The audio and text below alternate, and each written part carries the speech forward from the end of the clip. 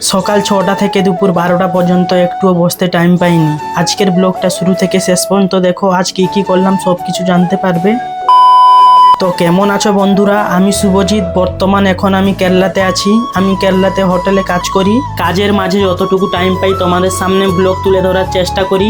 সকালে ঘুম থেকে উঠে ফ্রেশ হয়ে রুম থেকে বেরিয়ে পড়ি। হোটেলে এসে প্রতিদিনের মতন যা যা অর্ডার ছিল পার্সেল করা শুরু করে দিই। তারপর থেকে লাইনে অর্ডার আসতেই থাকে। আজকে অর্ডার এত পরিমাণ আসছিল, ভিডিও বানাতে একটুও সময় পাচ্ছিলাম না। অর্ডার দিতে দিতে আমাদের পুরি শেষ হয়ে যায়। তারপর মামা পুরি বানাতে লেগে পড়ে। তার মধ্যে দুটো পুরির অর্ডার চলে আসে, তো পুরিটা বানিয়ে পিক আপ করে দিই। এইভাবে আমাদের অর্ডার চলতেই থাকে, বন্ধ হওয়ার নাম নেই না। তার মধ্যে আবার হোটেলের ভেজিটেবিল চলে আসে, তো ভেজিটেবিলটা তুলে হোটেলে রেখে দিই। তারপর বিরিয়ানি রেডি হয়ে যায়। তারপর বিরিয়ানির জন্য রাইতা কাটিং করছিলাম।